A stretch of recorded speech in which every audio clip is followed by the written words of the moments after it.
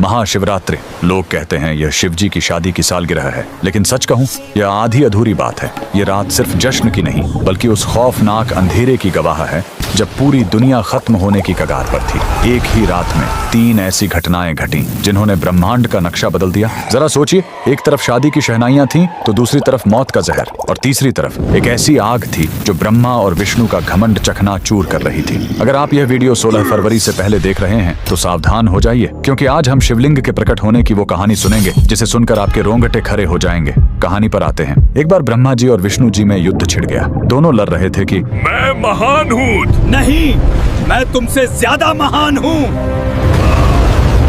उनका यह घमंड जब दुनिया का संतुलन बिगाड़ने लगा, तब अचानक उनके बीच एक विशाल अनंत अग्नि स्तंभ प्रकट हुआ। वह आग का एक ऐसा खंभा था जिसका न कोई शुरुआत था न अंत। उस स्तंभ से एक भारी आवाज आई, जो मेरे आखिरी सिरे को खोज लेगा वही महान होगा।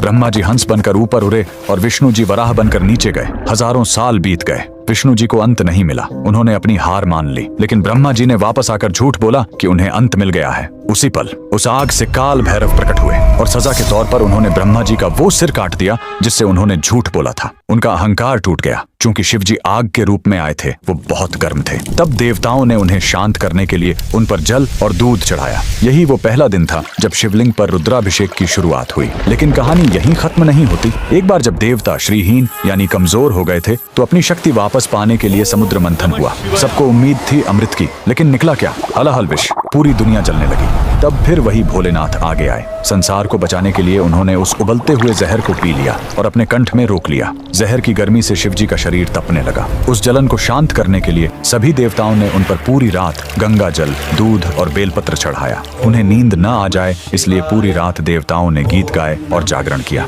यही वजह है कि महाशिवरात्रि पर हम पूरी रात जागते हैं। लेकिन रुको, यह रात इतनी डरावनी भी नहीं है। इसी रात प्रेम की जीत भी हुई थी। जब माता सती ने अपने प्राण त्यागे थे तो शिवजी पूरी तरह टूट गए थे। वो वैरागी बन गए, दुनिया छोड़कर समाधि में चले गए। तब माता सती ने पार्वती के रूप में जन्म लिया। उन्होंने हजारों साल तक कठोर तपस्या की, सिर्फ अपने शिव को वापस पाने के लिए। आखिरकार भोलेनाथ पिघले। इसी महाशिवरात्रि की रात वो वैरागी फिर से दूल्हा बना और शिव शक्ति का मिलन हुआ। तो इस 16 फरवरी जब आप शिवलिंग पर लोटा भर जल चढ़ाएं, तो याद रखिएगा, आप उस आग को शांत कर रहे हैं और उस जहर के दर्द को कम कर रहे हैं। कमेंट में लिखें हर हर महादेव।